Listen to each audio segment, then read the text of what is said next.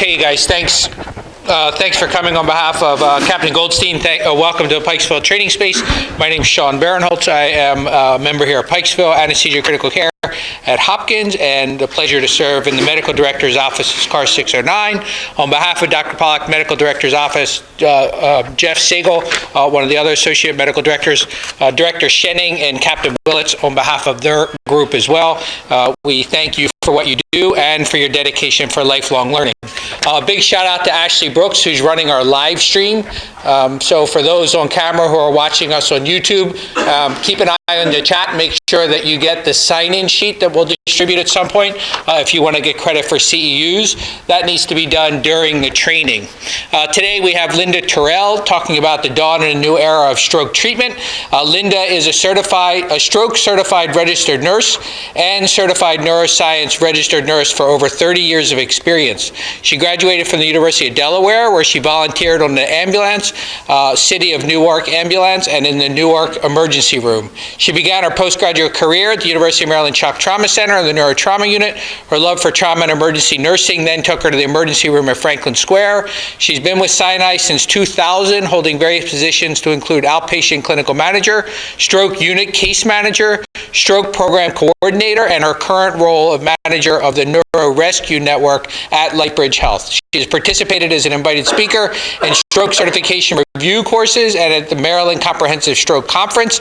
She's also provided education to Baltimore County EMS providers and coordinated training for Baltimore City EMS pilot, and being so amazingly generous for being here. We've had so many emails back and forth. Thank you for your flexibility. Thanks for pulling this together based upon cases. Thank you for being such a dedicated educator, right? Happy Beautiful. To be here, and thank you so much for everything you do every day. I'll see if I can put this together.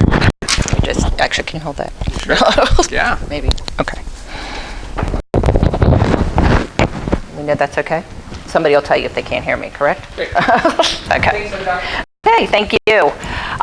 So, as Sean said, I have over 30 years of experience, which means that I started in nursing in preschool. I've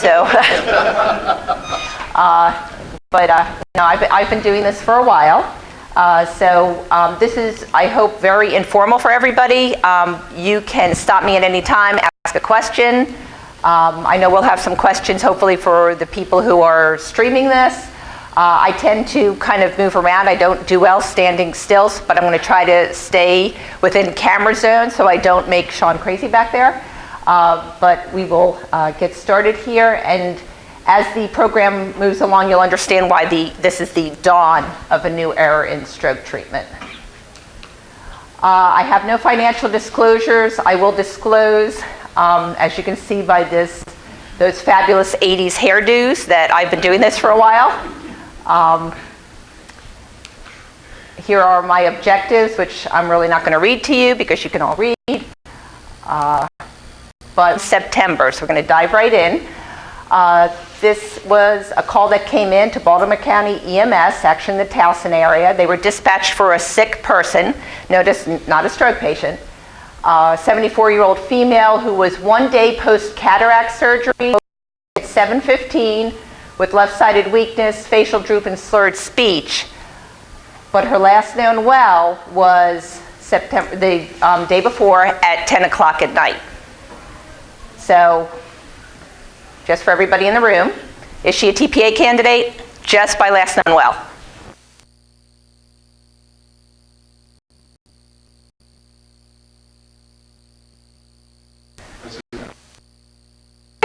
Right, okay, so let's see what happens. We're going to start with pre-hospital stroke assessment. You're all very familiar with the Cincinnati Prehospital Stroke Scale. 3-item scale. It's either normal or abnormal, very basic, very easy to perform. It catches about 80 to 85% of strokes, but it is not good for a posterior circulation stroke. So those that are off of your basilar vertebral arteries, but it will catch your anterior circulation strokes for the most part. This is kind of the very basic, everybody does this as their first exam when they're suspecting a stroke. Then we move on, another Prehospital Stroke Scale would be our LAM score, a newer scale that has been introduced in the EMS field, but it is a validated 3-item motor deficit scale that has been shown to identify large vessel occlusions, and it was developed specifically for pre-hospital and ED use. It only takes about 20 to 30 seconds to perform, and it does have, in studies, good inter-rater reliability and does strongly correlate with the NIH Stroke Scale, longer, many more item scale that we use in the emergency room and in the hospital. Score of greater than or equal to 4 is indicative of an LVO. Just kind of a little bit of an aside about these stroke assessment tools. Why do I review them? Why do I even mention them? Just to point out that studies have been done to show that paramedics with training have about a 86 to 90% that once you've had training, these scales are really, really reliable and valid. So along with or used in conjunction with the EMS protocols that are updated pretty much yearly, with this being our, what did I do? Turned it off? Sorry. I thought that was the point of my mistake. You can see the update on the protocol from 2018, contact number for either family member or somebody who can give medical history for a patient. We're asking for that because we're having so many patients come in, either aphasic, they don't know their medications, etc. We are now, and it has been put, we've been asking for it for a while, but it was finally put into a protocol that you get a telephone number so that we are able to get further information, because we are so often going beyond TPA, going for intervention, and we like, with intervention, although we can get doctors to sign off for incapacity on a patient, we'd like to talk to family members. We'd like to talk to somebody who knows the patient, who knows their history. So we have asked, and we did get this put into the protocol update. Back to our scenario. This patient was determined to be a priority 1 patient, positive Cincinnati, LAM score of 5. GBMC was consulted because that is the catchment area the patient was in. They were told it was a stroke alert, but the EMS crew made a point to tell GBMC that this patient was out of the TPA window. So if their last known well was 10 o'clock at night, it was now 7:15 in the morning. Just by the window alone, the TPA window is from 0 to 4.5 hours. 0 to 3 hours, which is what you hear about, is the FDA approved time to give TPA. This is what all the studies were based on. When the TPA first came out, the trials were done in 1996. This is the timeline they were looking at. Since then, in the, let's see, probably, I think it was about 2008 or so, the ECAS-3 trial came out. That was a European study that looked at a longer window. Because if you think about it, that 0 to 3 hour window is really short. And if you missed that 3 hours, for the longest time, you were like, sorry, can't do anything for you. So this European study looked at, well, what happens if we actually give them TPA out a little further? And they did have some different requirements. They did add a few caveats in there, and they extended the window up to 4.5 hours. And what they found was people still benefited without an increase in bleeding risk. So in the United States, we adopted that 4.5 hour window.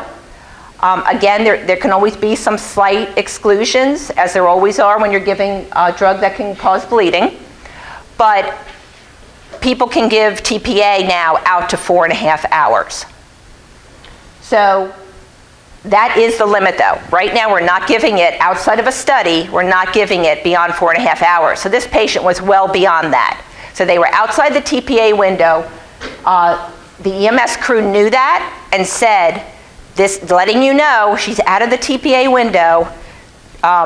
So we're making you aware of this, and GBMC wisely said, don't bring her here.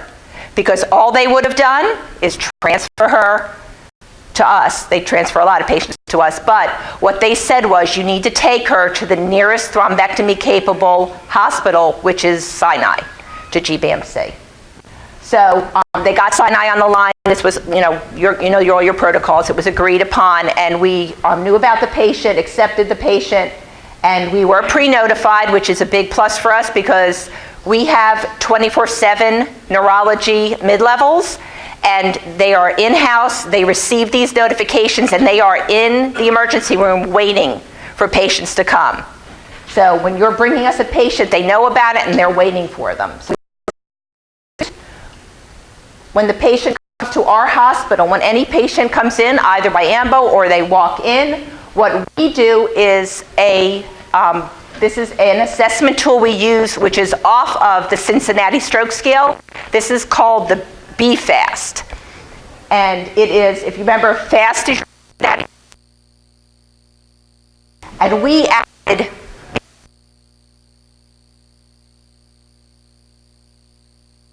eyes to the Cincinnati Stroke Scale. Remember I told you that the Cincinnati Stroke Scale was only good for capturing like 85% of strokes. Those are your anterior circulation strokes. Your B and your E are going to capture your posterior circulation strokes. So if you're having a stroke, like a cerebellar stroke, you're going to be having potentially dizziness, balance problems, eye problems, visual problems. And that's why we added those two elements in order to better capture these patients, because what we were finding is, and we being the entire country, these are the patients that get missed. Your posterior circulation patients, the ones that are coming in with the vague symptoms, they're dizzy, they're off balance, sometimes they're nauseous, sometimes they have visual changes, blurry. And these are the people everyone was missing, and we had to find a way to quickly, using a quick scale that could be used to triage, capture them. So this is what we put into place. It's been a few years now, and this is what we use. This is breaking news. It's going to be added as part of your update, according to, is it Dr. Chismar, the newest? Okay, and we got that from him. So this will be part of your new update. And when I went into the regulations, I could not, it is not in the regulations. It has not been updated. But do you have a question? Is it a question? So there's a question Yes, online. yes. The initial study was done in 1996, and the second was done around 2008. TPA trial. I'd have to go back and get the exact time, but it was like 96 or 99 that was around there. And then the ECAS-3 study, which was the European study, I believe came out either late 2008 or early 2009, somewhere in there. And ECAS-3 is ECASS, all capital 3. And that was that study, a European study, yes. Are you talking about our protocols? Is this going to be included in our new update? In the new, yes, that's what. They get updated July 1st. Correct. Right. And we were told that would be part of the update, according to at a meeting in, let's see, what are we in now? When Dr. Chismar first came on and came in to introduce himself, we were told that this would be part of the new update. Nothing is out. I went online to look to see if there was anything out there. There is nothing out there yet, but we were told that this would be part of an update, the B and the E for BFAST. So, but it's not out there yet. So don't do anything. Yeah, I should have prefaced this entire talk with, please don't do anything that's not part of your protocols. But that we were told that this would be added because they thought there was something valuable in this too. Okay, did I answer that? Okay, great. So yes, part of the 2019 update. So back to our patient who arrives at Sinai at 8:09, is met by the ED provider and then the neuro advanced practice provider. They find that the patient's NIH Stroke Scale was 12 on arrival and quickly worsened to 14 while in the CAT scan. Everybody knows you pretty much take them right from your EMS stretcher into the CT scanner so that we can, get a quick head CT. The patient's NIH Stroke Scale was significant for a right gaze preference, partial left visual field defect, left arm and leg without any effort against gravity, severe to total left-sided sensory loss, mild to moderate dysarthria, and visual neglect.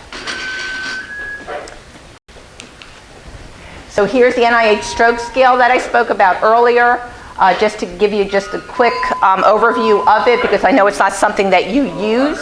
It is an 11-item scale. You can score 0 to 4 on each item. The max score is 42. I've never seen a 42. It's used as a predictor of outcome, but it is weighted heavier to the left hemisphere, specifically the left MCA, due to its focus on speech. And if you're aware of just how the brain works, usually on the left side of the brain, that's where your speech center is located in most of the population. And it poorly represents posterior circulation, just like the Cincinnati Stroke Scale. The NIH Stroke Scale doesn't do a good job of reflecting deficits for a patient who's having a posterior circulation stroke. So have you ever seen a stroke patient who is like kind of off balance or maybe tipping to one side? That's not, if you noticed, reflected in your face, arm, or speech when you're doing your Cincinnati. It is in our BFAST because it's balance, but it is not reflected in anything here. So again, no scales are perfect, but that's again one of the reasons why it's not just one thing, it's not just a number, it's not just a scale. You have to have your clinical exam that goes along with your stroke scale, and we'll get into that a little bit more when we talk about TPA and how we treat patients and exactly what a disability is. So we use the NIH Stroke Scale in the hospital. So what can we offer this patient? We know that she is out of the window for TPA.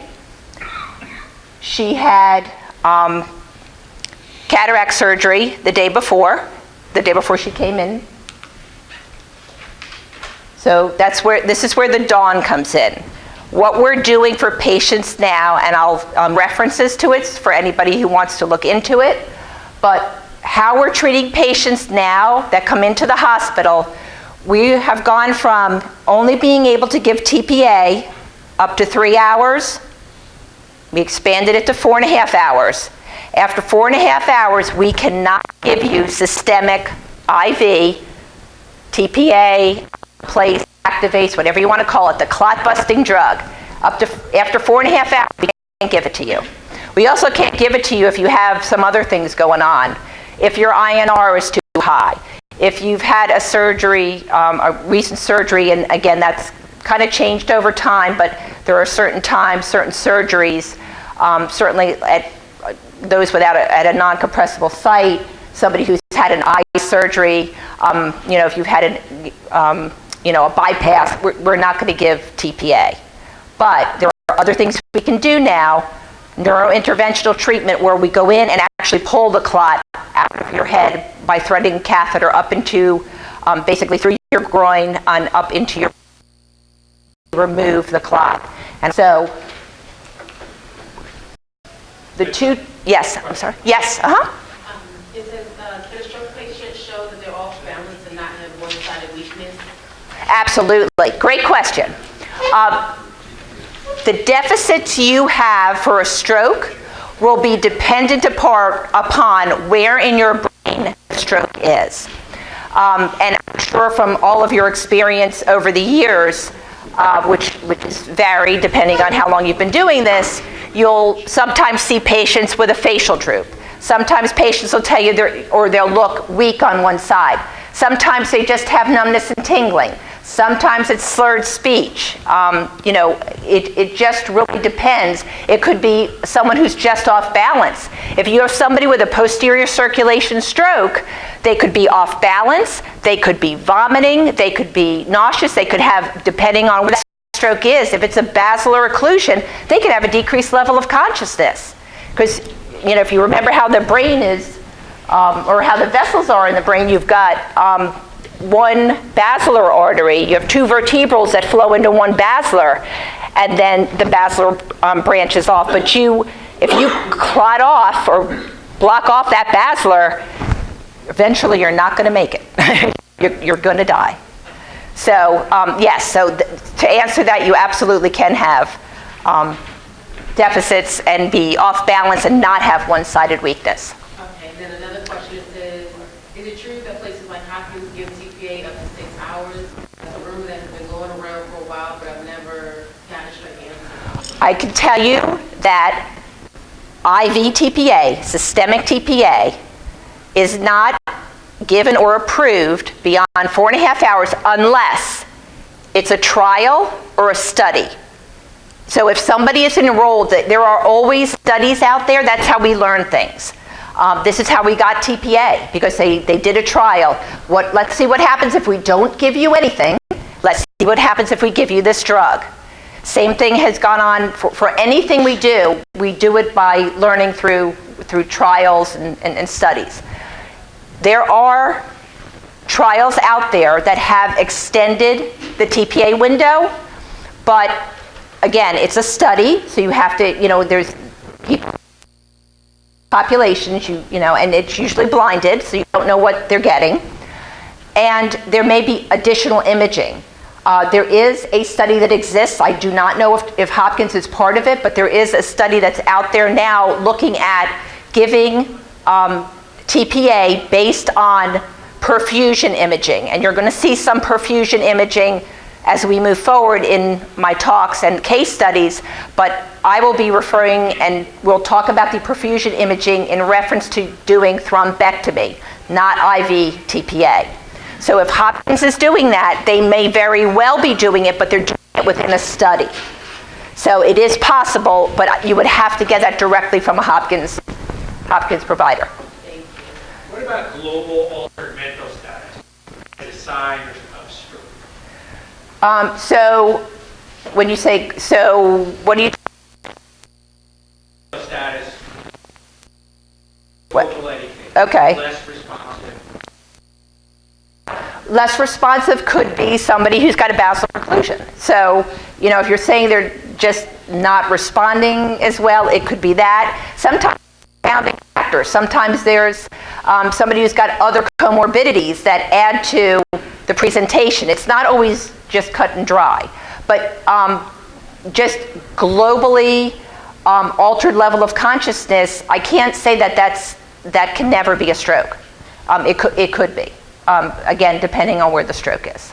So I don't know if that answered your question or if it's a more specific question you kind of were aiming for. Well, we hear a lot of consults. I listen to the consults, and I hear a lot of units calling in kind of sound a lot like sepsis, sounds like a lot of old people. Right. Just altered mental Yeah, status. yeah. And I hear the hospital barking back a little bit around, this could be a stroke.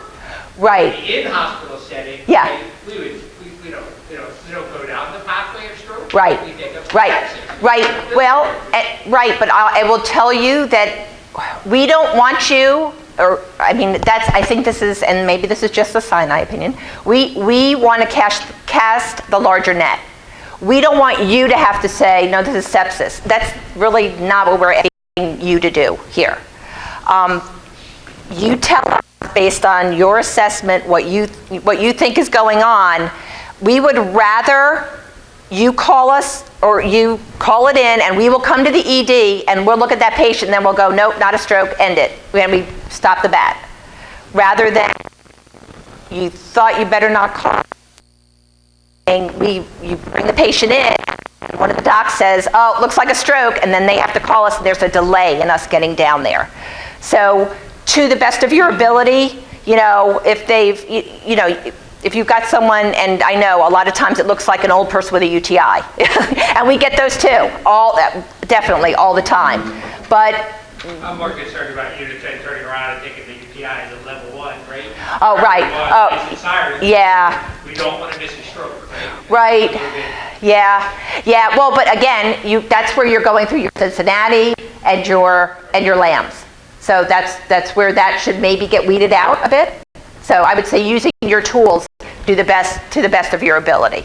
But again, you've got somebody with a large bleed, they could have an altered level of consciousness too. So it's just hard to tell sometimes.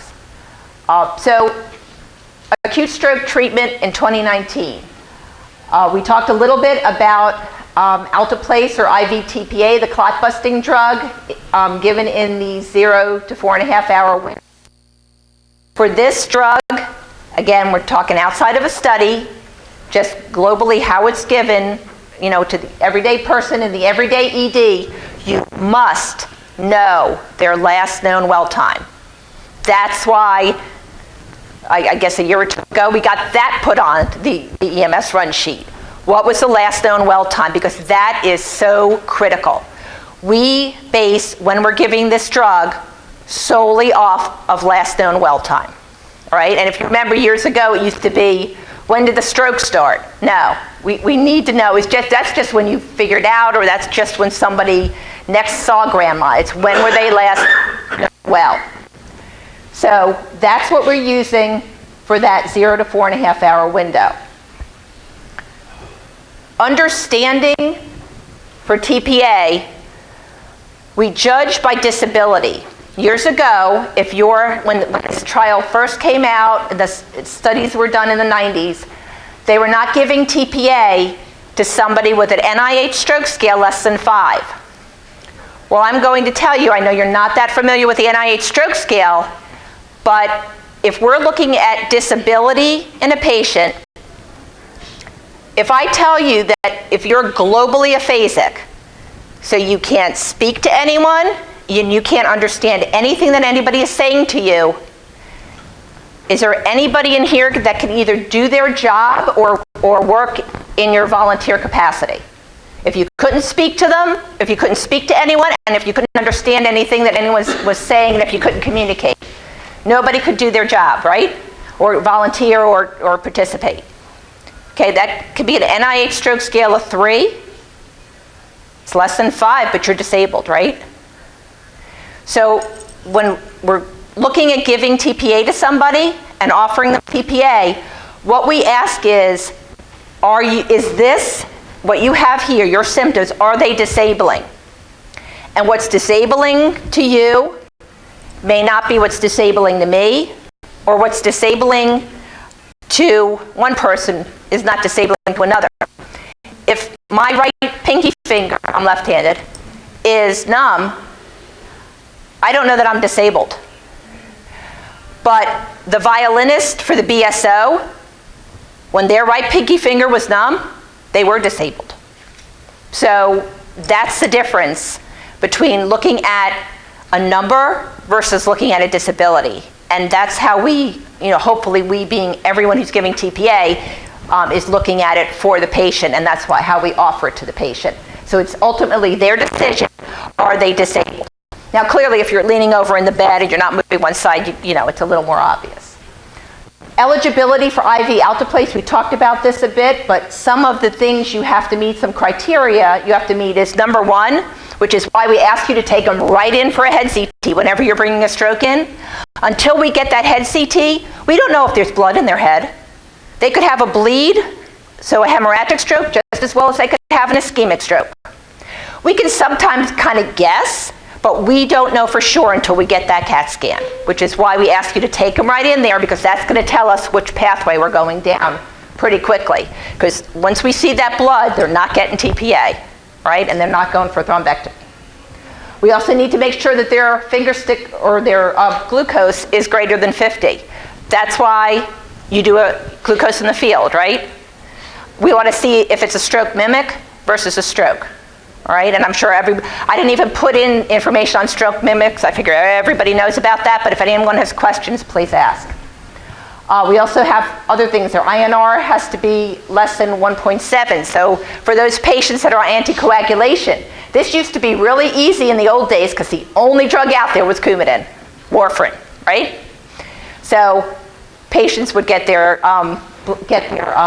blood checked, and we could easily check to see if they were on anticoagulation, and we still check that for warfarin. What we can't check it for are what they call DOACs, or the newer anticoagulants, the Eliquis, the apixabans, all of those. So if basically we have to make sure that they haven't had any DOACs in the last 48 hours. And their blood pressure has to be less than 185 over 110 for us to start it. And there are others, but I'm not going to get into those. Those are the most common. Now, what's new is the neurointerventional treatment. Not brand new, but newer over the last few years. And what is new is now we're going up to 24 hours. And the reason we can do that, and I will show you, is because we can look very rapidly at perfusion studies that show us where the dead brain is and where the at-risk brain is. And you've probably heard about the penumbra. Everything years ago used to be save the penumbra. So we're trying to save that area at risk. We are now able to visualize the area at risk, and I will show that to you shortly. And this perfusion study, this RAPID, is a software that we use, and that is what helps us to very quickly visualize the patient's salvageable tissue. So eligibility for neurointerventional treatment, basically, if they're over 6 hours, we want to get imaging. Usually it's a patient with an NIH Stroke Scale greater than 6, or some multiple brainstem signs like dysarthria, diplopia, vertigo, ataxia, or hemisensory loss, or crossed findings. So that would be like weakness on one side and numbness, tingling on the other side, such like that. What I will tell you is what we're looking for here, and why we want the NIH Stroke Scales generally greater than 6 for this, is what we're looking for is a large vessel occlusion. If the vessels are really tiny, and they're usually further away, we really can't get to them. So it's the large vessels that the studies have shown, if we open those up and reperfuse the brain, that's the patient that's going to have a better outcome. So for this patient that we were talking about, the one that had surgery, this is a patient that came to us, and we did obviously the CT first. Then we did a CTA and a CTP, and using our RAPID software, which is, see if I can, oh great. So this show us when we do a CT perfusion, everybody on the team receives an email with this picture. It's de-identified, it just has a picture on it, but you know the stroke alert went off, and this is the picture we get. And if you see, you've got to compare each slice to the slice opposite it, purple to green. So the purple area, dead, this is the core, or dead infarcted tissue. We can't fix that, it's dead. But if you look at the green tissue, this is the tissue that's at risk. That's the So this is the area that we have the ability to potentially impact by reperfusing the vessels and getting blood back into this area. And if you notice, over here, where you see the green, there really isn't any purple that I can see over here to match it. So you just have the at-risk tissue. So what we look for is what we call a mismatch. So if the purple area is small and the green area is really large, that's where you have your greatest opportunity to help somebody. If your purple and your green are equal, there's really nothing we can do, because that just means the area of the dead tissue is the same as the area that's at risk. So it's already gone. There's not anything we can do there. So this CTA showed a right M1 occlusion. And just as a reminder, everybody might know this, but when you're looking at the scans, the left. So that's why I'm not saying it wrong. It's really how it is. Okay. So just some advancements. This RAPID software and the ability to look in real time and very quickly at the perfusion studies is something that just came out. I believe we got the software in July of 2016. We are the first hospital system in the state of Maryland to have this at all hospitals. So Carroll has it, Northwest, and Sinai has the ability when a patient comes in to do this study on them. Only Sinai can actually do the intervention on them. So that means anybody at Carroll has to be flown usually, or drive if you can't fly, to Sinai, and Northwest, we have to bring them to Sinai also.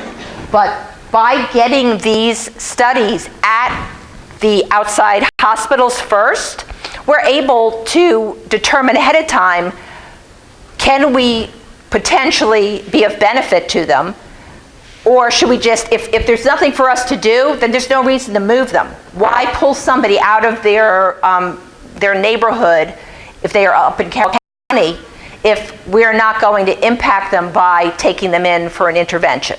So better to leave them, at the hospital. They can be cared for. They have a stroke center. They can do everything that we would have done other than the thrombectomy.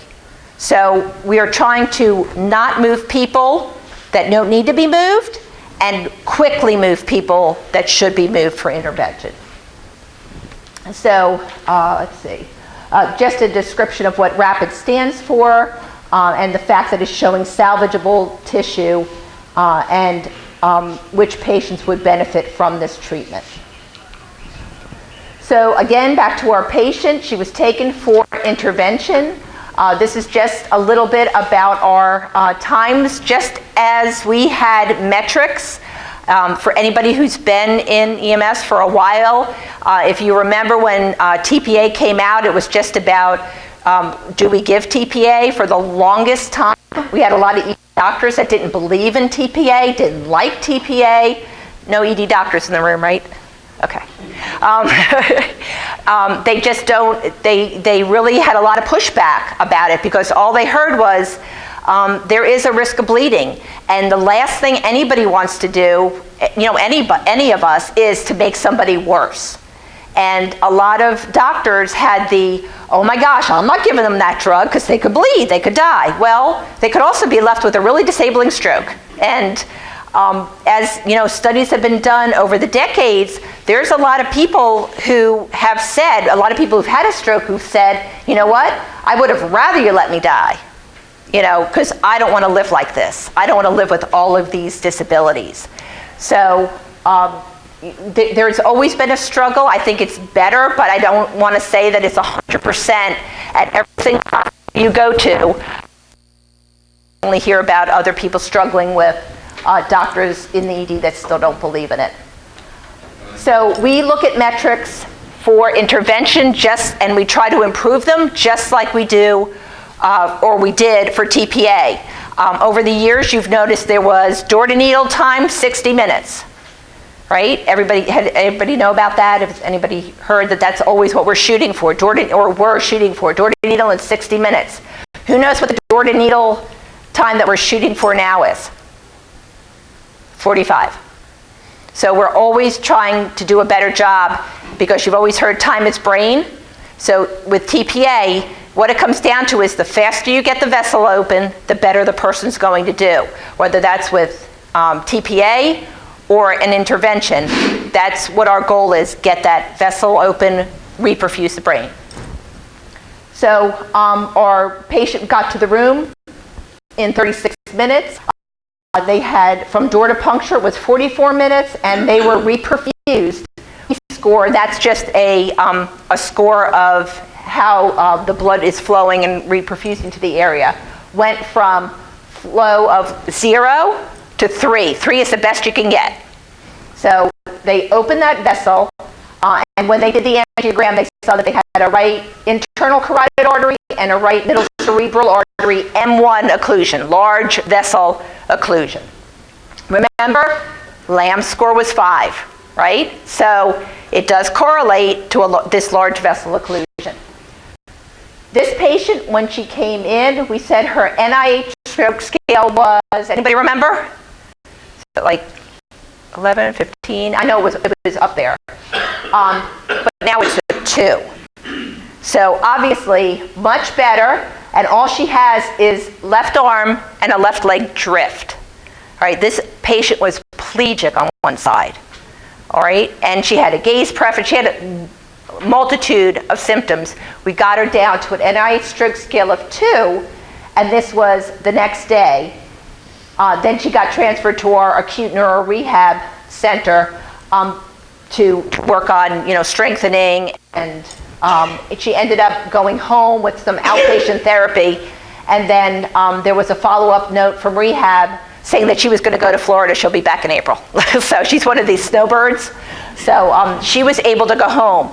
I can guarantee you, at 70-something years old, we had left her with that NIH stroke scale of whatever it was, 15 or 17, she would have ended up in a nursing home, right?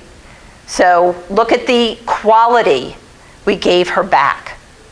And that, again, is a testament to the crew that recognized her symptoms quickly, identified that her last known well was the night before, and brought that to the attention of the ED doctor at GBMC. They could have just said, here's her stroke scale, Cincinnati positive lambs.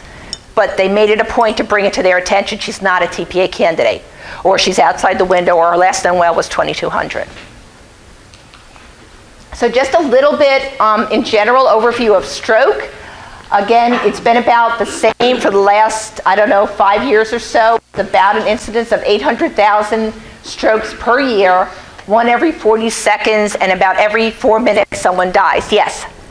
The question is, could the delay in transfer instead of going directly to Sinai lead to a problem?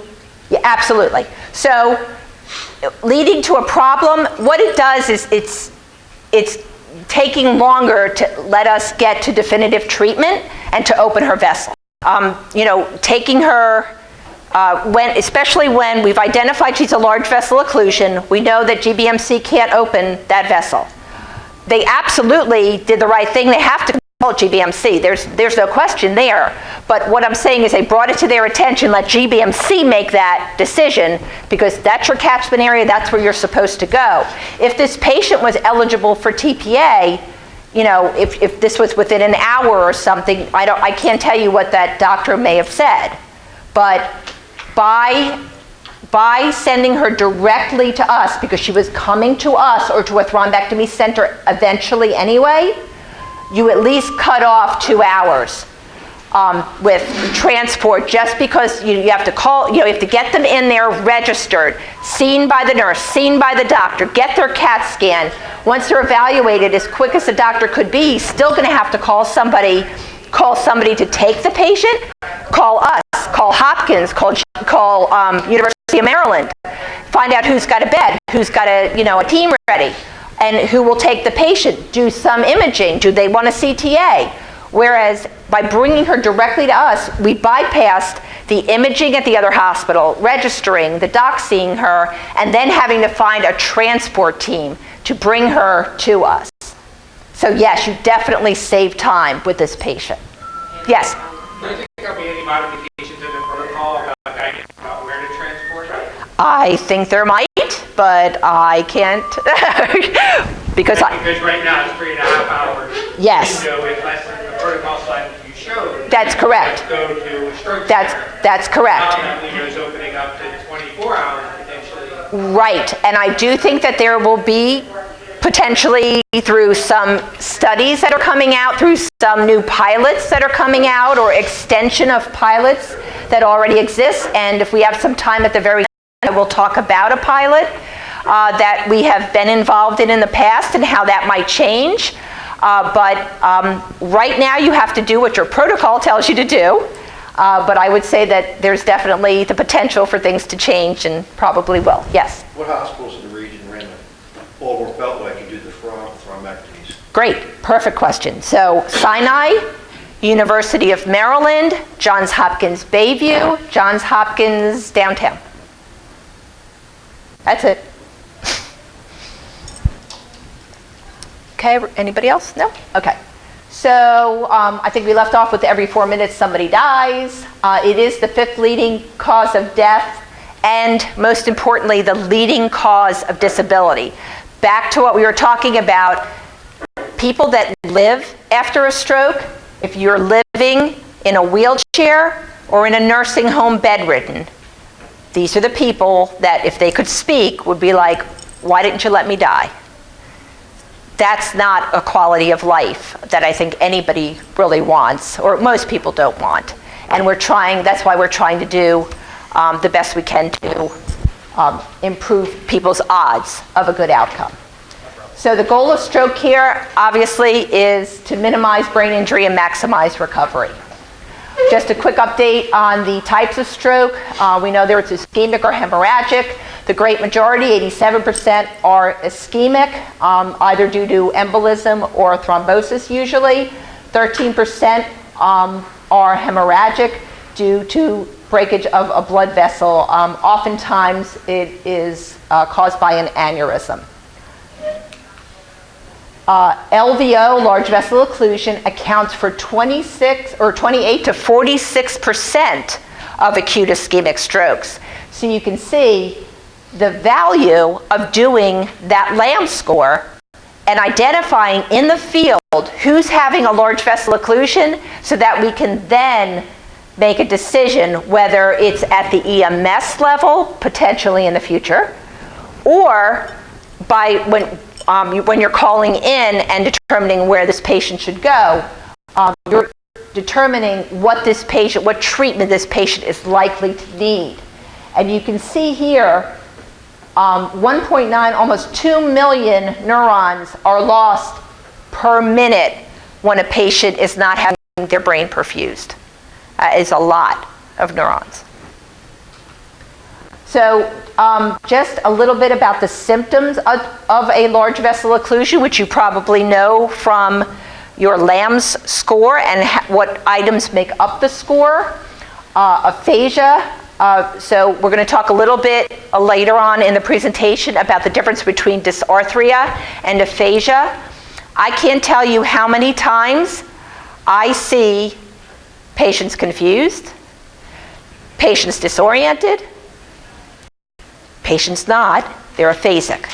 So we're going to get in a little bit to what aphasia is exactly, which is why when you were saying somebody has a change in mental status, I get change in mental status, when in fact they're just aphasic.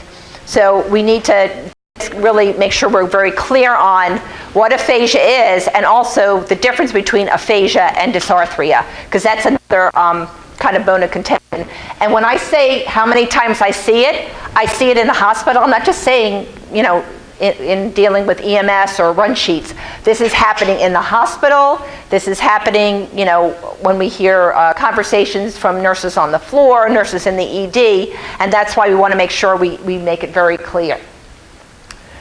Neglect, which can be motor, sensory, visual, auditory.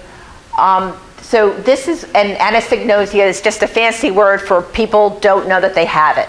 So they don't know that they have a deficit. So when you have a patient with neglect, it can be that they're just like not noticing or not recognizing that part of their body. You hold up an arm in front of them and you're like, well, whose arm is this? Oh, that's your arm. It's their arm. But they're not recognizing that. So this has often been called inattention. Over the years it changes. Sometimes it's neglect, sometimes it's inattention. A gaze preference. Patients with stroke and seizure can have gaze preferences, right? Everybody knows about that?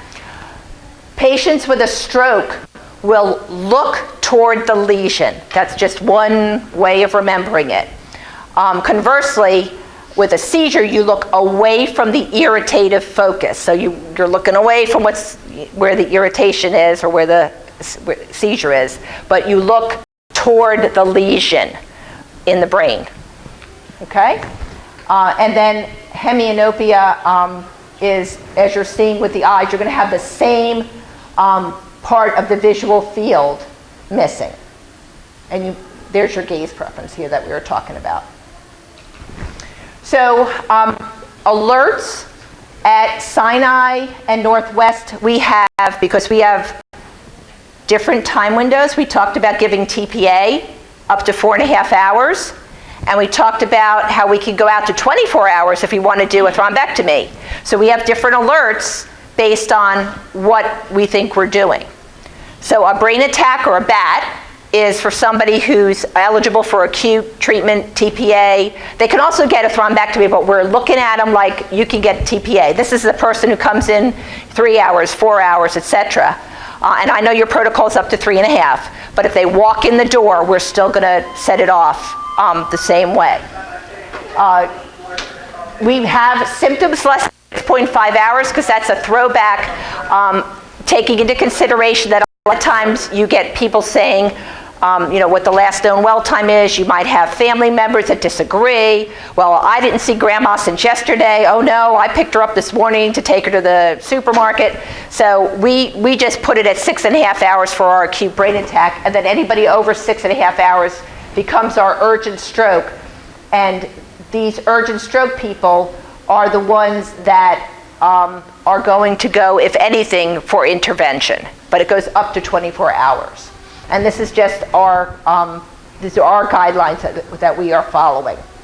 The difference between, again, a brain attack and an urgent stroke, at least on our end, a nurse can set off a brain attack. Actually, you guys set off a brain attack. When you call in and say you're bringing in a stroke alert, we communicate that information, and our team knows about that, and that's why they're waiting for you.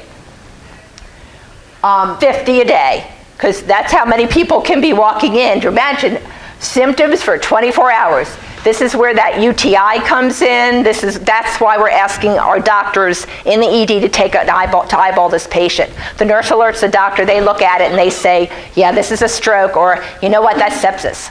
So that's where we're weeding this out. So going to move on to our case studies if we're looking good for time. Should we take a quick break? What is everybody? Got plenty of time, so whatever everybody wants.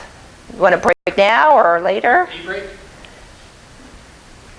Not so much. Yeah. All right. Okay. All right. So we can go. Yeah, I've got. Oh yeah, I'm fine. Yes. Did you have a question? Yeah. There was a question. It was just compared to years ago. Have you noticed that the median age of stroke patients has lowered? Let's see. Yes, I would say it probably has, and I think that's attributed to a few different things. I can tell you that we are seeing more young people with diabetes. So risk factors for stroke, I didn't get into any of that in here, but some of those are your typical diabetes, hyperlipidemia, smoking, and we're seeing really young people who are diabetic, very overweight, inactivity, like the couch potato type people, and then they've got metabolic problems, so insulin resistance. These are actually, we're seeing 20-year-olds come in with strokes, and that's not even, I'm not even talking about like drug use. That's a whole nother kind of realm there. But we definitely are seeing younger people having stroke. So I would say yes, I've seen a difference even in my time doing this, which, just since preschool. Anybody? Oh, hi. Oh, that's okay. Yes. Oh, okay. Sorry. Anybody else? Okay. So I will move on to my next case study. All right. This is a patient from the 21st of March. Baltimore County EMS was dispatched for a stroke. So the word's getting out there. At least some people are recognizing stroke symptoms. Rather than a sick person, this time we got stroke. They arrive on scene to find a patient who's propped up by a first responder. The patient was found crawling around on the ground at 7 o'clock. Interesting in this case, there was some thought as to when the patient may have been last well, only because there had been another EMS crew in the area recently, and they were just at the exact site where this patient was found at 6 o'clock, and the patient wasn't there. So, in these situations that you'll find out, this patient had really couldn't communicate, so he couldn't tell us when all this started. So that's when you're trying to piece things. Crawling around on the ground outside of like a maintenance area in the parking lot. He responded to painful stimuli, would intermittently follow commands. He had a right facial droop no grip on the right and a flaccid right arm, a weak grip on the left, and no arm drift, though, on the left. All right? So this is someone who is intermittently following commands. So just keep that in the back of your head, right, when we talk about the whole confusion, aphasia thing. His glucose, okay, so his glucose was not 13. It was so, typo, sorry. Glasgow Coma Scale, though, was an 8, all right? So opened eyes to pain, verbal incomprehensible sounds here, okay? Motor was 4, moving to painful stimuli with flexion and withdrawal. His LAMS was 5, and I do want you to just kind of keep an eye on this. BP 156/92 with a heart rate of 90, and then 126/84 with a heart rate of 130. It said prone, but I don't think people are really being put prone on a stretcher, so I'm guessing they meant supine. But I had to put what it said. And then another blood pressure of 116/54. So sitting up, laying down, sitting up, and you can see the variability. And the reason I point this out is because it's going to come back and haunt us. All right, but nothing for you to do, just monitor, right? So he arrives in the ED and is met by the neurology team because it was called in as a stroke alert. And they were absolutely right. This patient had a history of diabetes, hypertension, hyperlipidemia. These are all the things we just talked about as risk factors, as well as GERD. He has obstructive sleep apnea with a CPAP, which is a good thing. At least he uses a CPAP. He had 4 MIs and was status post AICD placement. And we had to get all this from CRISP. Thank goodness from CRISP. We are so lucky to have this. Everybody knows what CRISP is, right? Okay. This patient is only 58 years old. So I think this speaks, and by the way, that's incredibly young, just for anybody in the room. Yes? Can you just describe CRISP super brief for people on camera? Oh, yes. So CRISP is this portal, cloud-based portal, where the providers, medical providers, can go in to see a patient's chart and wherever they've been. So say a patient comes to Sinai, but they also go to Northwest, and they may go to Johns Hopkins and to University of Maryland, where they're able to, the providers, because you have to have access to this, can go in and see a patient's history, medical history, what medications they're on, basically anything that they can get outpatient records. I think they can get all different records depending on what's uploaded. But it's just the ability, you're able to see other than just your medical record. You can see wherever they've been. I believe it's just the state, though. It's not, everywhere. So it doesn't help us for the snowbirds where they're Florida half the time and here, but we can see after to that. I will mention as an aside, we sometimes have people that have stroke symptoms a lot, and they, according to imaging, aren't really having strokes. If we look over time, they'll say, I've actually had 20 strokes and I've had TPA 15 times. So when we go into CRISP, we can see, oh, look at that. They've been at Hopkins and, got TPA, and then at Maryland, and we can see, and as we learn as providers, we're like, wait a minute, you were at Hopkins, you were at Maryland, you got TPA there, wait, what's the odds that you're having a stroke every, and you're getting TPA and you're never having a stroke on imaging. So that TPA broke that clot up every single time. So for people who have our, I guess you used to call them frequent flyers, I don't know if there's another name, but who come into the hospital a lot with the same complaint, and people it's amazing how good some people can be. And sometimes it's, maybe they're not doing it on purpose, but they're just having these symptoms. It's amazing how good they can be at looking like they're really having a stroke, really. So this helps us a little bit when we're making that decision. Are they really disabled? Do we really think this is a stroke? If they've had, TPA 10 times, it kind of helps us a lot to be able to look at CRISP and to get that history. Yes? And this question is, what if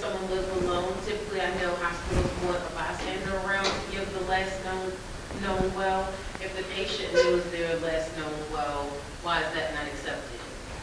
If the patient is able to communicate, a bystander may not have seen them when they were last known well. So if I guess I don't understand why. The question is, if Yeah. there is no one else around Right. to tell when the last known Yeah. well is, Yeah. but the patient can tell when they Yeah. felt they were well, Yeah, why is that not usually accepted by the hospital? I don't know. I don't think I know why that wouldn't be. If the person, as long as the person's not aphasic, or I mean, I suppose if you have dementia and you have a history of dementia and Alzheimer's and all these, I was just fine, and you think it's 1928, then I don't know how reliable that might be. But we use all different things to know when people are last known well. You know, sometimes the person with dementia maybe can't tell you a time, but I've had them tell me, I was watching The Price is Right, and they can, give you different guidelines for what you can figure out then when they might have last known well. I don't know, again, TPA versus thrombectomy is going to be a difference. And what we,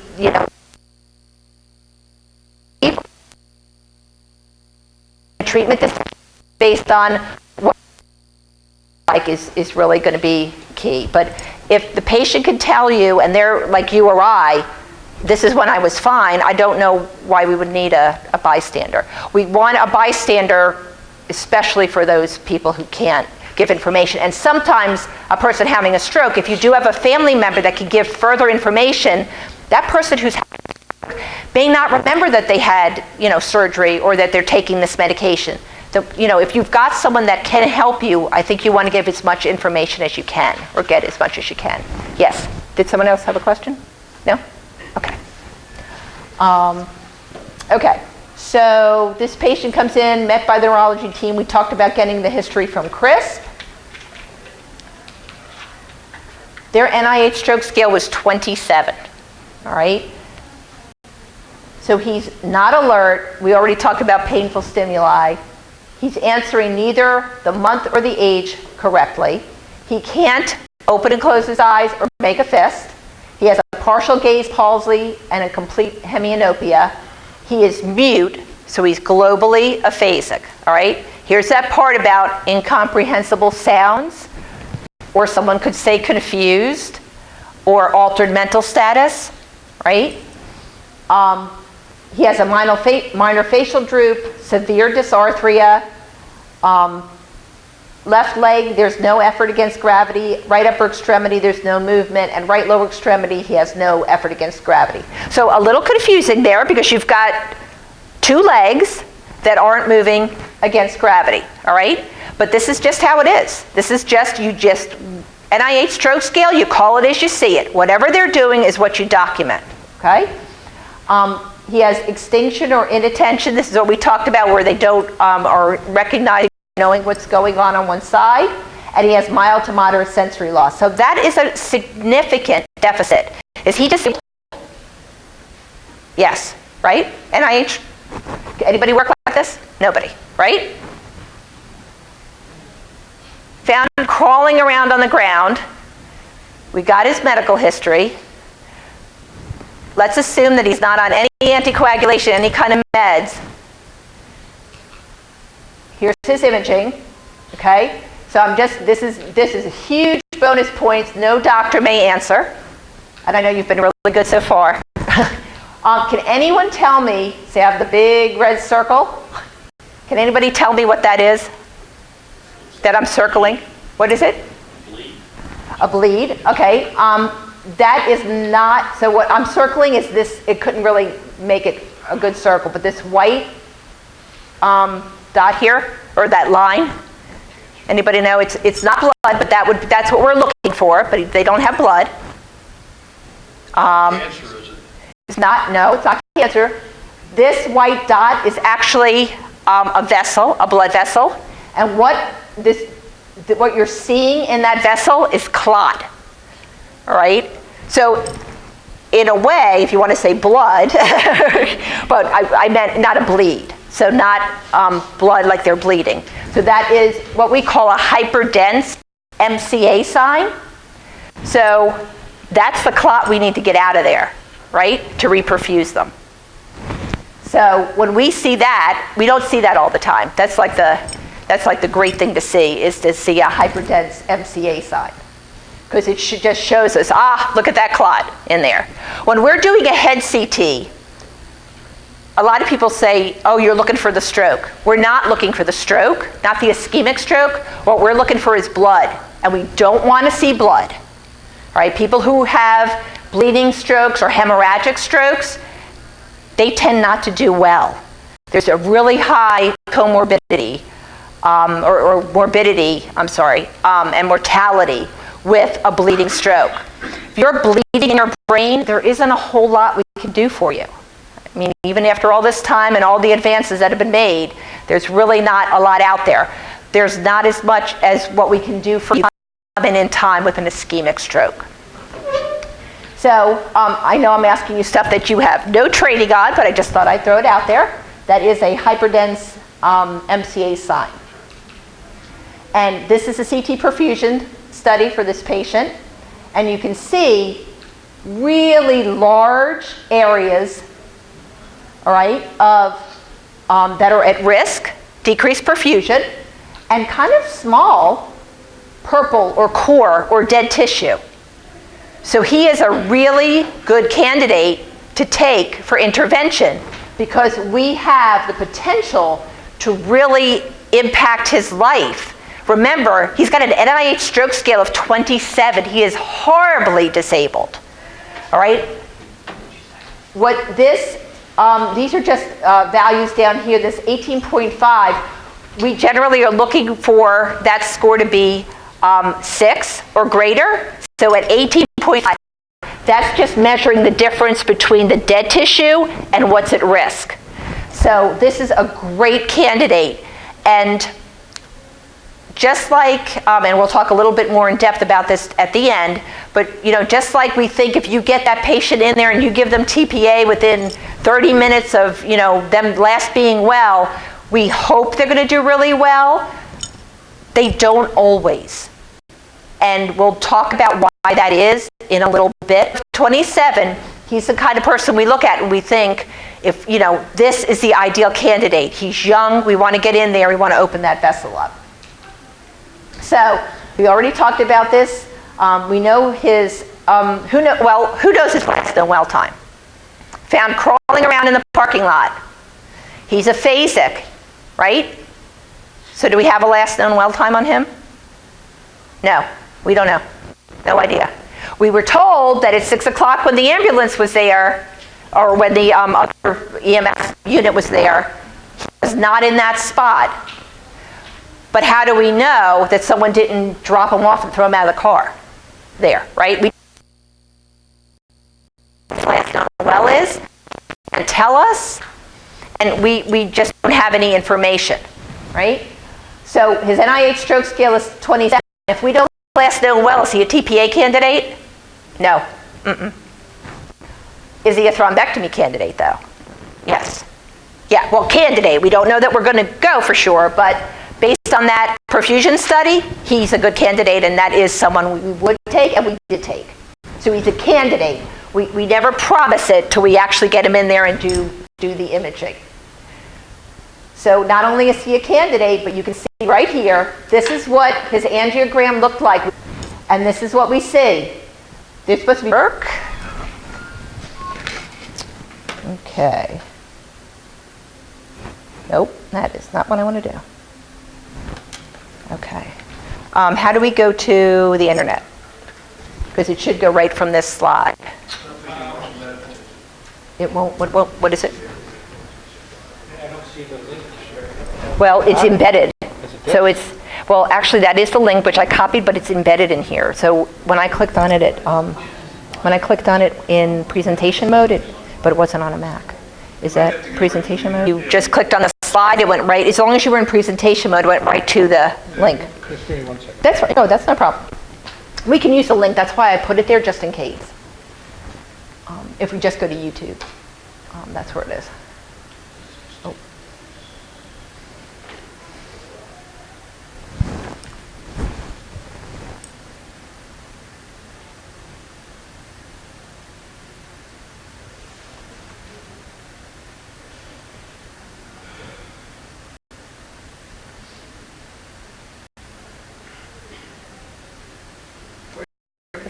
The slides, you had it. I saw you highlighted. It's in the notes, so you'd have to let me be able to see that.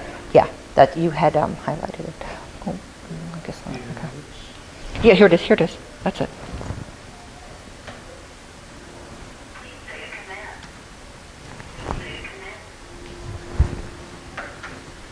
Yeah, YouTube just needs to go down.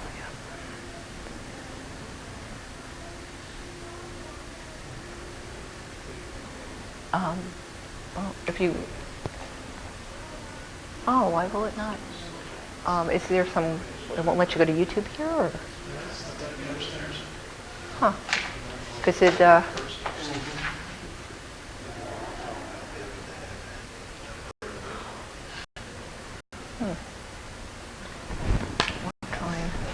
have to see if I can get it off my. Yeah, really. That might be an idea. Might be a good break time, right? Oh, here. No, if you go to actually, if you just search it for adapt, adapt and stroke, maybe it'll maybe come up. Try that. Stroke technique. Yeah, try that. Although it's nope, not that one. It's the keep going down one. That one. That's it. Interesting. Okay. Yep. So we want to make it maybe larger. Okay. And already there may not be any sound to it, which is fine. So this is. I couldn't hear it make any sound when I was checking it. Okay. So this is just, I was told that you want the breaking news or whatever's the most recent information, and this is, there's a stent retriever, which is one way of removing a clot, and this is a suction device. So this is the newest thing that's out there that people are using to remove the clots. And this is just going to go in and show you how we take the catheter, we thread it up through the groin, then it goes up into the brain, into the vessel, and you're going to see it just going through all those little tortuous vessels here. And here, it's really very flexible. And you can see there's like a sheath, and then it comes through, it goes, through the blood clot, retracts, an aspiration tube is put on, and watch how it removes this clot, and then I'll show you the other way we do it a little bit later. So there's a pump, and it just shows you the time they start putting suction on. And you can see that it is sucking the clot out through the tubing.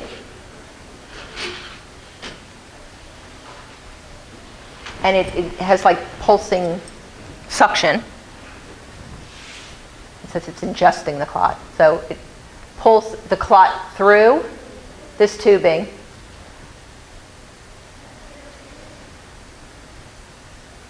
And in like less than 2 minutes, it's extracted the clot, and it just goes into, obviously there's other blood going in too, but it's breaking the clot up and getting,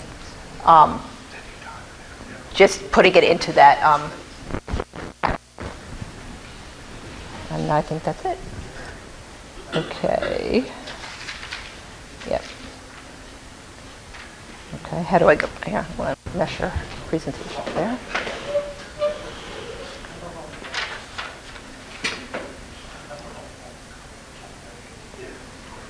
Everybody still, oh, yes?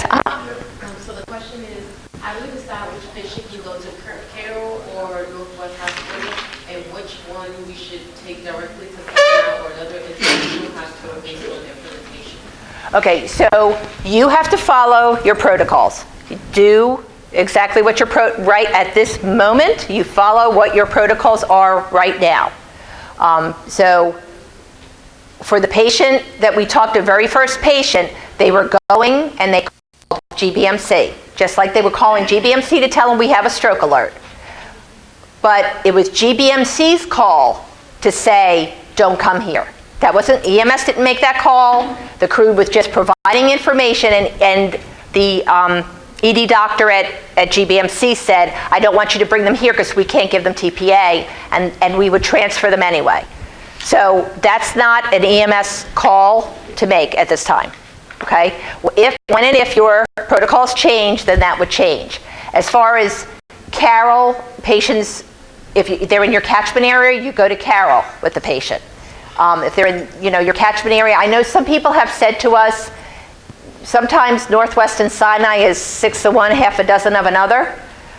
So if you, they said, we're on the line and we've got a large vessel occlusion, and really it's exactly the same, they, might choose to go where they think, that they could get thrombectomy, but not if it's a difference in your protocol or in a distance. But they're saying sometimes there's certain areas that are right on the line. So that's what that information can be helpful. But you're always calling into your ED doctor, letting them know that it's a stroke alert or whatever. So always follow your protocols. The information I'm giving you is to let you know what's out there, what's new, what people are doing, what comprehensive centers are doing, or what thrombectomy. That's about here with thrombectomy. Protocol changes may be coming. Yes, and I can talk a little bit about that too. Yes.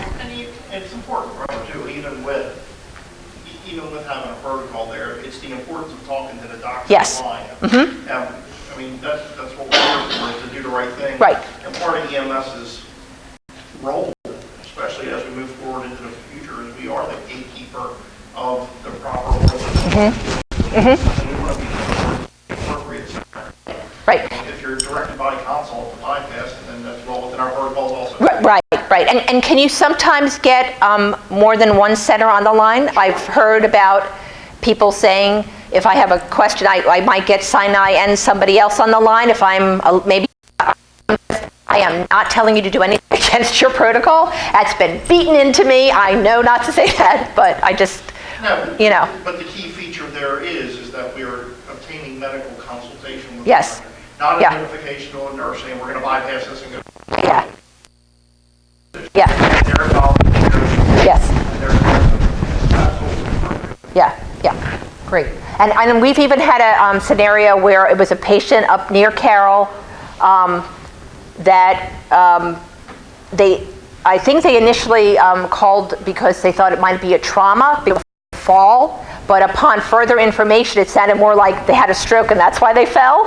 And the doctor on the line, because we, as a trauma center, were on the line with the doctor from Carroll at the same time.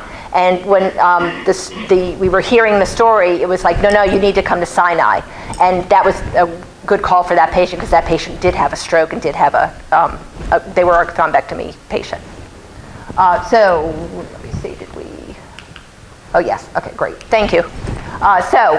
This patient, door to puncture was 79 minutes. Again, we obtained their history from Chris, so we could see what their information was as far as medications.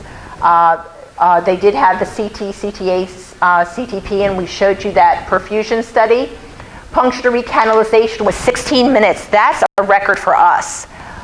So to be able to open that vessel up, sometimes we go in and the clot is like cement, and that takes a bit, but sometimes it's really soft and it just, this one just was sucked right out. And then door to recanalization, 95 minutes, so that was really good. He went from a TICI 0 to a TICI 3, so full reperfusion. Did I do that right? Oh yeah, so on admission to the ICU, remember I talked about earlier his blood pressure, heart rate was 141/96. Oh, this is when he was first in the ED. Or BP 141/96, heart rate 107, then 136/70 with a heart rate of 84, so not too much different there. After IR, when he went to ICU, look where his blood pressure went. 109/56 with a heart rate of 69. This is why we don't ask you to lower someone's blood pressure in the ambulance, okay? Because patients can bottom out, and a patient who drops their blood pressure is dropping perfusion to their brain. What you will see with somebody who's not perfusing their brain is their deficits are going to be worsening. So you can have someone who's looking pretty good, then all of a sudden they start, it's like I just checked them and they were moving that side and now they're not moving it. What's their blood pressure looking like? So you got to remember, these are patients who are generally not the healthiest. So they may be people who run really high with high blood pressures, especially if they're not on any kind of medication for it. And their brain is used to having these really high blood pressures, and all of a sudden you drop that blood pressure, you're going to start seeing worsening symptoms or even new deficits. So this patient dropped their blood pressure. Remember how we were seeing that a little bit in the ambulance where they tried to change their positioning? And more so now. So they were started on pressors. It took 4. All right? That's not your typical stroke patient. So they were thinking this patient was septic. So they also started them on antibiotics because they thought it was sepsis. And you also were looking at, is it cardiogenic shock? Just some different things they were throwing out there because they had no idea why is he dropping his pressure like this, because he has a history of hypertension. So they weren't quite sure what was going on. So they did give him a few days of antibiotics. They got ID involved. And I think I don't know that they ever identified a source because I don't believe he was ever febrile. He had a slight bump in his white blood cells, but nothing to because his ejection fraction, so the way his heart is pumping, was at like 20 to 25%. And he had already been on what we call dual antiplatelets, so like Plavix and aspirin, more than one medication, and to try to control his risk factors. So when you have a stroke like this on dual antiplatelet therapy, we really have no other option but to move to anticoagulation. So that's what they placed him on. Day 2, he went from a 27 to a 10. Then his NIH Stroke Scale went to 4 on day 3. And on day 6, when he went to the neuro rehab unit, his NIH Stroke Scale was 3. He was still aphasic and dysarthric, but he was texting with his wife. So someone who came in at 27 wasn't texting with his wife. And she was, it was funny because she was complaining that he was texting, but she had no idea what he was texting. So again, he's aphasic. But he could take his phone and try to text. So they came up with a plan for him to write down what he wanted to say, because sometimes people can write, but they can't, speak. So you try to work with, whatever might work, and he then was able to start learning how to transcribe it and text. But you know what? He wasn't holding the phone the other day either, so it's really a great outcome.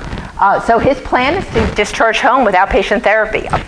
Someone that at 58 had an NIH Stroke Scale of 27. Case number 2 came in on the 25th. I'm telling you, this is breaking news. All these patients just came rolling in.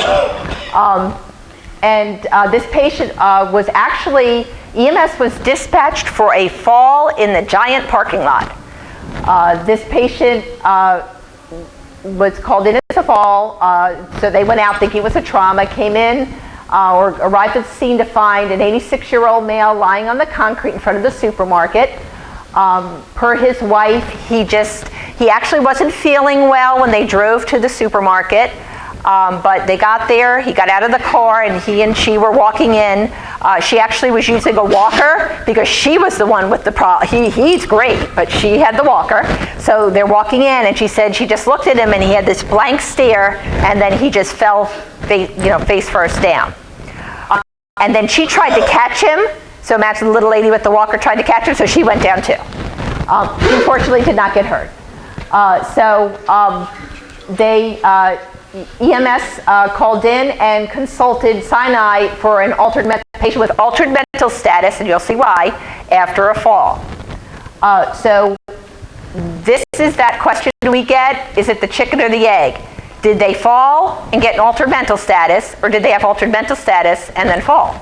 So did he have a deficit which made him fall, or did he fall and then have his deficit? So that's what we're always, we're trying to figure out often. So they called this patient in, and this patient was transported priority 2 for traumatic injury because they fell and had altered mental status. The exam, vital signs were unremarkable. Blood sugar was 108. On cardiac monitor, he was in AFib. This is somewhat significant. His Glasgow coma score was a 10.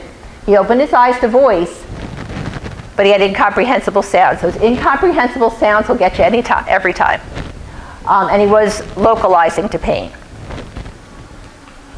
In the ED, he arrived and was sent to trauma 5 because he got called in as a trauma, as a fall. The ED doctor saw him, did an exam, note his history, no AFib in there. So got that from the wife. He's aphasic, has right neglect, and a right upper and lower extremity weakness. They paged the neuro team. So there was a delay there because normally we would meet the patient, but it's a trauma. We don't come down for that. So the neuro PA was at bedside pretty quickly, and the stroke neurologist was then at bedside to follow. This patient's NIH Stroke Scale was 22. All right, so look at, again, all those deficits. He was alert, but he couldn't answer questions, and he couldn't follow the commands we were asking him to do, right? Because, again, those incomprehensible sounds were aphasia. So if I don't understand what you're saying to me, I'm not going to answer your questions appropriately.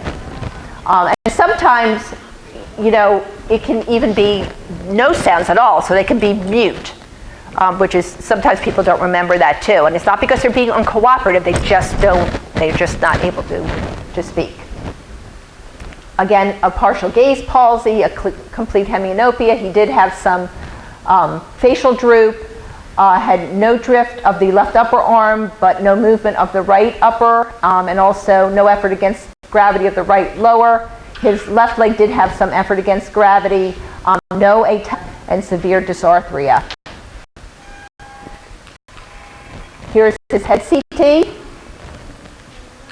Okay, we know what that is now, right? Hyperdense MCA sign, another one. And this is his rapid, and I will tell you that I put this on here on purpose because sometimes it's not all about the imaging, okay? So the providers know when they're looking at a scan, sometimes you can have artifact, you can have somebody who doesn't have a good pumping ejection fraction in their heart, the bolus doesn't get to the brain very well, and you can have, like your whole brain's lighting up. That doesn't mean you're having a stroke in your whole brain. But they're able to do an exam as well as look at the source images to know where this person has, what is actually going on in their brain and where the problem is, just like we saw that dense, hyperdense MCA side. So I'll show you some other images that we look at when those images don't come across. So this patient's last known well at 3:45 to 4 o'clock, right? His wife was right with him. She saw him drop. He drove there, so he was fine. We saw that he had AFib in the ambo. His NIH Stroke Scale is 22. Is he a TPA candidate? We saw his head CT, right? No blood, all right? So no blood on the head CT. We do know his last known well time, and he's there within 3 hours. So I'm seeing nodding. So yes, he's a candidate for TPA. I will tell you he did not get it because his platelets were really low, and he didn't know why. That was a new thing. It was not in CRISP, so we didn't give it to him. That had to be worked up when he was an inpatient. But he would have then had his platelets not been low, which is why we do blood work, just to be sure. So not a TPA candidate based on just finding out what the platelets were, but he is a thrombectomy candidate. Here's his angiogram. Again, this is where the vessel should be, and this is where they are after we treated him. And he also, his NIH Stroke Scale went from 22 to 6. He was, the 6 was significant for not knowing the month or age or not being able to tell it to us because he's aphasic. And his right leg had just some effort against gravity. By day 3, he was at a 1, but with mild to moderate aphasia. And his wife said, "Oh, you got to fix that. He likes to talk." So fortunately, he was a 0 by day 4. But it was interesting because, you know, he was even upset, even though he was so much better than 22, when he was able to express himself, you know, at the, you know, 6, the 1, and in between there, he was like, oh, this, he was just so frustrated because this was not how he wanted to be, and this, because again, you could tell he was a talker. So fortunately, he went to an NIH Stroke Scale of 0. He did go to Sinai's acute rehab, but it was for management of his other comorbidities and the fact that he had new onset AFib, and they were going to be playing with his medications, and they needed very close oversight following the changes they were going to make with multiple medications. So, and I think he had some RVR too, so they just wanted to make sure that he was being followed very closely. So this is what I talked about where I was going to, oh yes. Is there a typical time frame afterwards where you would expect symptoms not to get any better? Like day 4 here went to 0. Is there any time frame? Now, I will tell you that when the initial TPA study was done, when they said patients who receive IV TPA showed benefit, do you know what time frame they were saying when they said showed benefit? 3 months out. Yeah. Yep. So that's when they were judging by, if you get TPA when you have your stroke, 3 months later, by 3 months later, we're looking to have seen improvement. That doesn't mean that's as good as you're going to get, and we don't, you know, you sometimes will hear people say, well, if you're not better by a year, you're never going to get better. I don't think people are saying that. There's so many therapies out there. I will tell you, the sooner that you get therapy and the more therapy that you get, which is why we have different levels of rehab. We have aggressive or acute rehab, but you have to be able to tolerate 3 hours a day of it. It's broken up. As well as subacute, like a slower paced rehab. You try to match the person with the best rehab for them and what they're able to tolerate.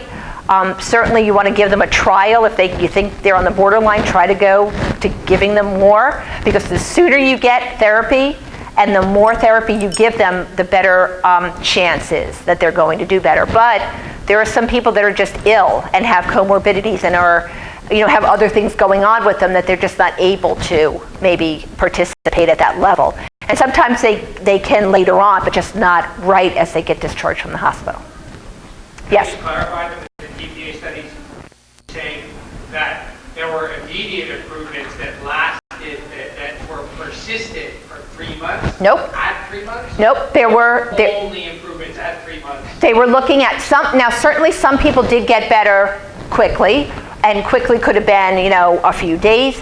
We never, you see it on TV all the time, give them TPA and they're going to walk off the stretcher and walk out of the ED. That is not how it happens. So it's only on TV is that how it happens. Now, do they walk out of the ICU? Sometimes. But again, that is not your typical patient. Typically, your patient has some residual deficits that need therapy. But what those studies were looking at is 3 months down the road that the patient showed improvement and had a better outcome. So you were never expecting the person to get TPA and be better right away. We say that you get TPA and 3 months down the road you'll be better. So yay if you do get better right away, but we never expect that. And unfortunately, you know, TV, like everything else, gives people the wrong impression. Okay, is everybody good? So we're going to move on to this. Is everybody still okay without a break? You're good? Okay. So dysarthria and aphasia. Aphasia, I think we've talked about a bit. It is the having trouble, it's a language problem. We're going to get into that. But dysarthria, do you know what everybody knows what that is? Slurred speech. It's just a fancy word for slurred speech. Okay? So, dysarthria. It is a motor speech disorder. Okay, but it's speech. It is where you have like slurred, garbled, can sound like you're drunk, can sound like you have marbles in your mouth, but it's kind of a mumbly type speech. You've all heard like drunk people, sound this way. But it's resulting from muscle weakness in your mouth, in your tongue, but sometimes in your face. But this is a weakness of the muscles, and common causes are obviously stroke, could be brain injury, traumatic brain injury, brain tumors. You can see it in Parkinson's, you can see it in multiple sclerosis. So it can happen in other conditions. But what you need to differentiate, or what you need to know so you're using the right terminology, is the difference between dysarthria, which is a motor problem, versus aphasia, which is a language problem.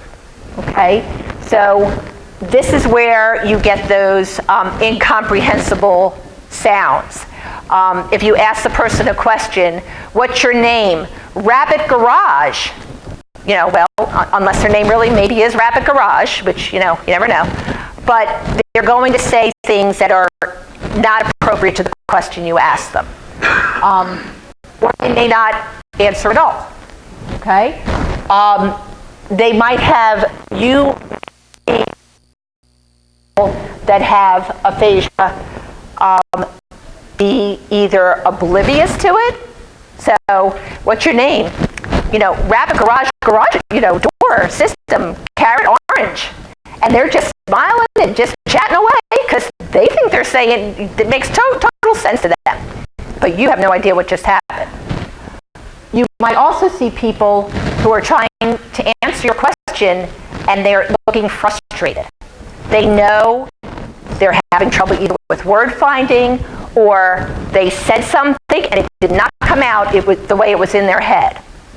Those are probably the hardest people to deal with, because you can see them just getting angry, getting frustrated, because they know they're having a problem.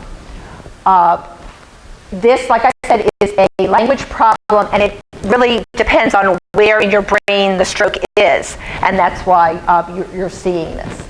So these people, fight very hard to get the word out, and some people just do very well working with speech therapy, and sometimes it's a really long haul. But we have a very good Scales is like a really good aphasia group in Towson that has a really great support group, and they do a lot of therapy with people with aphasia. And again, these are just common causes, and again, stroke on the list, as well as brain injury, brain tumors, and migraines and seizures can also cause aphasia. So case number 3 came in on the 30th. Again, we have a call to 911 for a reported stroke. EMS arrived on scene and found a friend reporting that the patient walked up to his house and was not behaving normally. His speech was confused and it was slurred. The patient was agitated but able to answer some questions, and then for other questions you could see he was just trying to answer, but he just kept saying, I don't know, I don't know, I don't know. But he was agitated. This is sometimes a sign of someone who is having a hard time communicating and they just can't get the word out.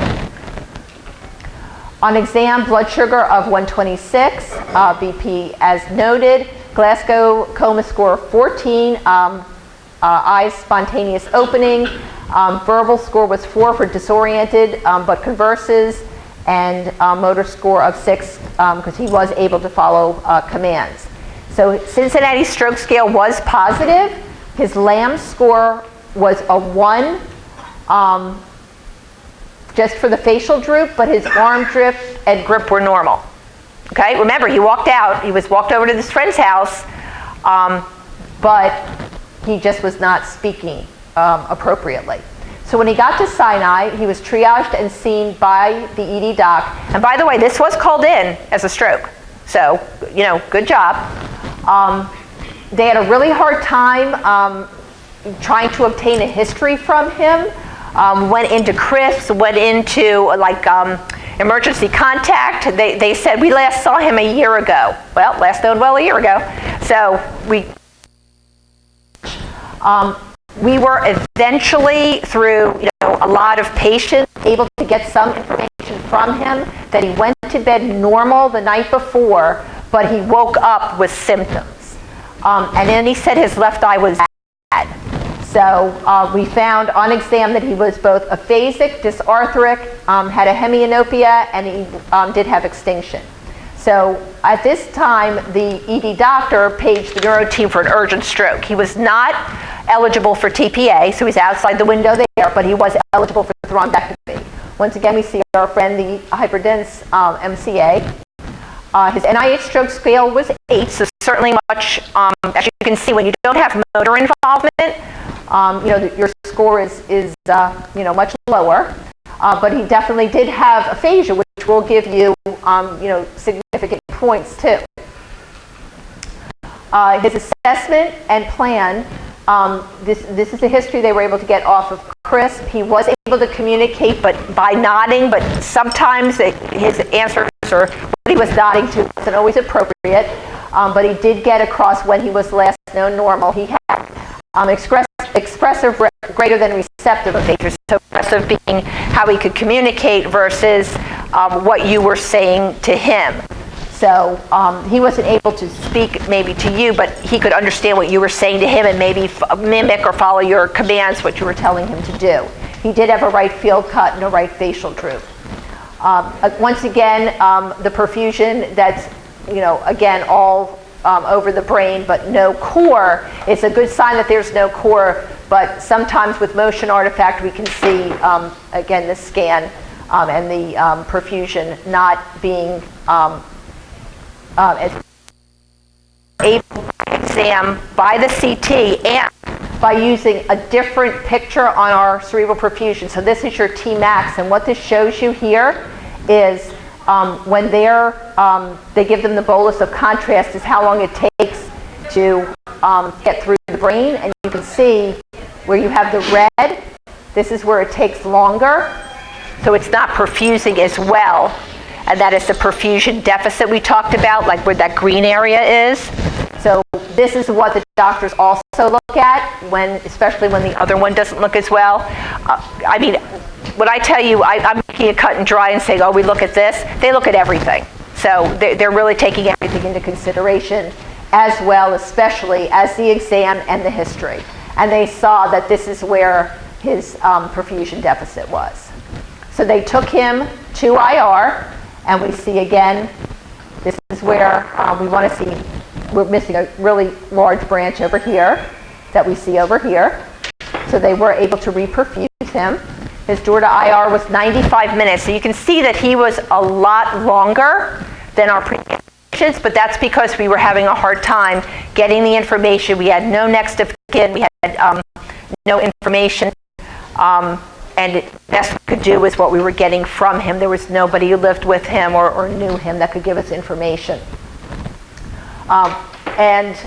We were able to reperfuse him in 168 minutes. And with him, we used a retrievable stent as well as the clot suction.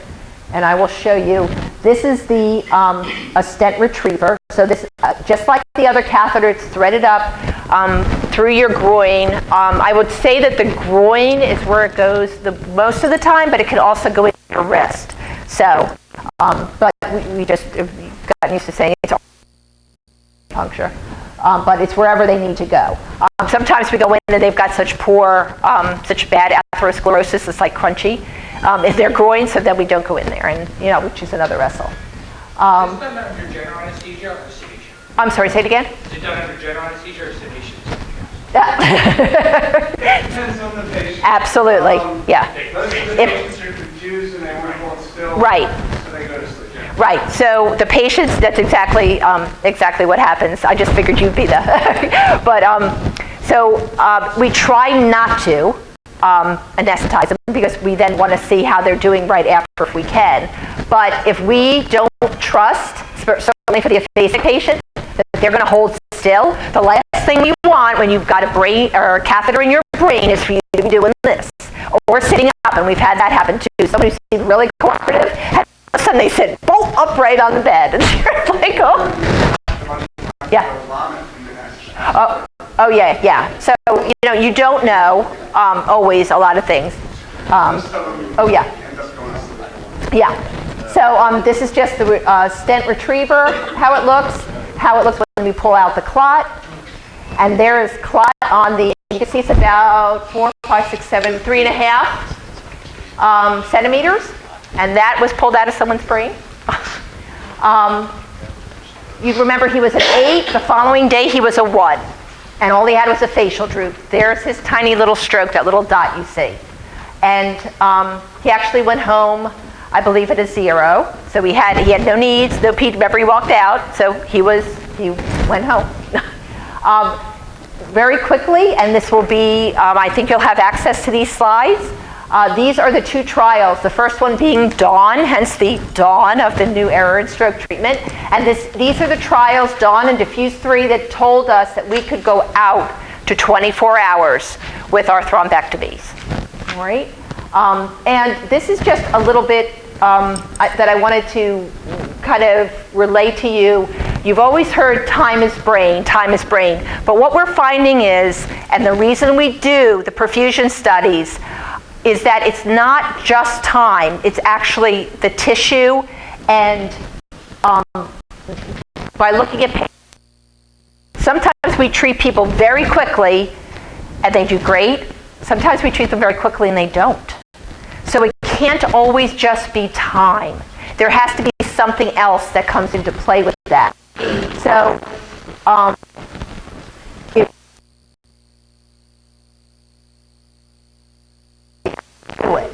So we do know, as we were talking about, you have your core that's already dead and your penumbra, which is your tissue at risk.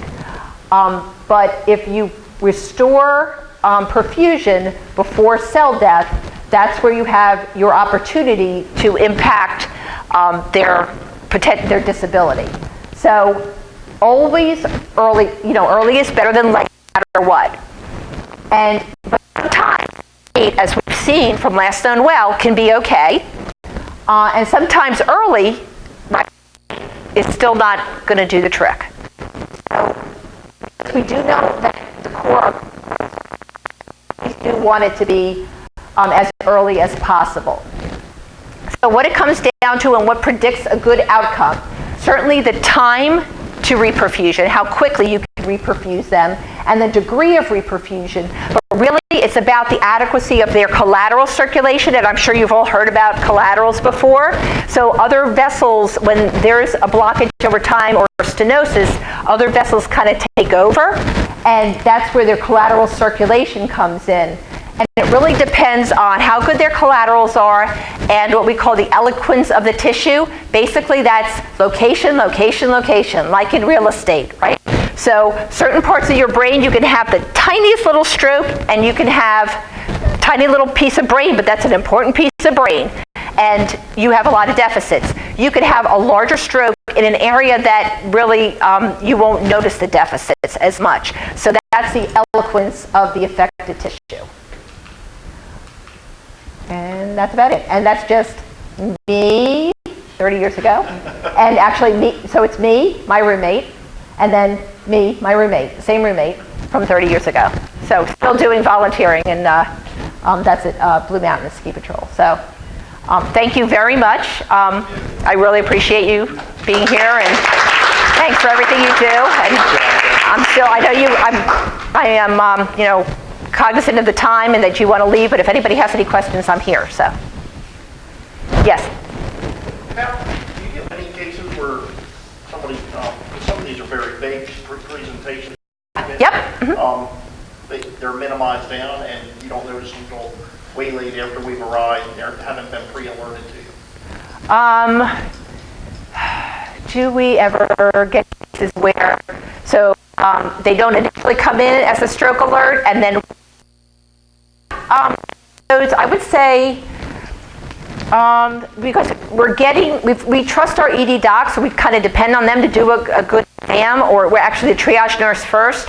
So we get a history from you. We have the triage nurse looking at the patient, which is why we do, if there's any like inkling, we do the BFAST on them, because we're kind of eliminating the possibility that they could be a stroke if they've got none of those things positive. It's rare, but I would say when that happens, it's often with a trauma patient. What about clouded by alcohol, something else that needs to be? Yeah, so, right. So when there's alcohol or drugs, I know we're quick to give drugs. We're quick to give the Narcan if we're suspecting the drugs, the Narcan. The alcohol, I'll tell you that our ED has a low threshold for calling neurology when they think it may. We do get called for the drunk patient, and that's our, consider alcohol intoxication. You know, that's our, so we do, yes, we send the neurology team down there because they're called, because sometimes it's just not clear, and it's not clear to the ED either. So we will call them down there, but a lot of times it's, no, they're drunk. So, you know, but. How many times is it the opposite? Where someone thinks they're drunk and they're actually having a stroke, I don't see that as much. Yeah. And again, low threshold, we try to cast a really large net.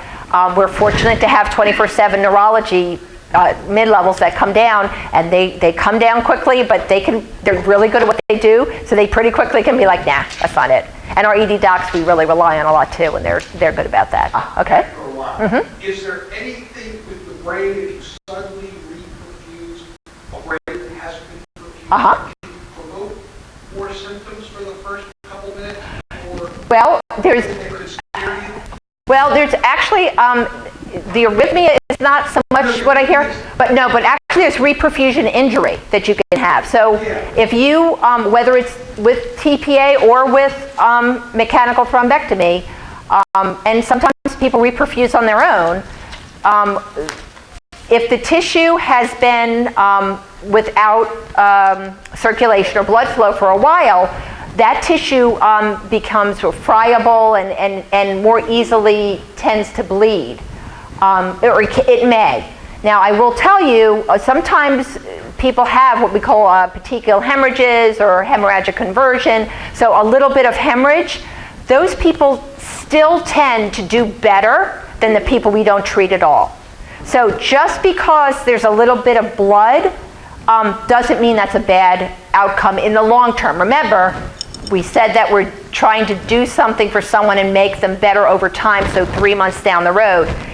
It may not be the next day, it may not be the next week, but usually that resolves and they go on to do better in the long run. So even taking that into consideration, that there may be some bleeding in the afterwards. Yeah, but if your choice, again, it's always a risk-benefit that you're looking at. What is going to be worse? The risk of bleeding, and sometimes you're at higher risk for bleeding, or the risk of living with a stroke and deficits for the rest of your life. So that's a conversation with the family and the patient and all. Yes? Years ago, I read about something about hypothermic therapies, in hospital settings. Yep. Are they still even thinking about anything in that idea? Yeah, it's interesting. Hyperthermia, I'm sorry? Repeat the question. The question was about hypothermia, correct? Right. Right, hypothermia, and are you saying pre-hospital? Or, so you would have to be. Years ago that they were thinking about it. Okay, I'm more familiar with the hypothermia in the hospital, so in the ED or in the ICU.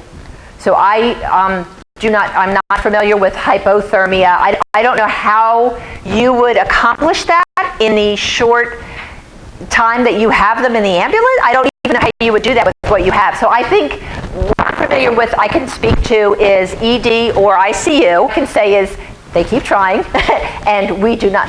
There's no benefit shown, and actually, I believe some of the studies are showing a worse outcome with it. So it's not anything we've ever done, for patients. Okay. Anybody else? Yeah. Okay. Great. Great. All right. Thank you so much.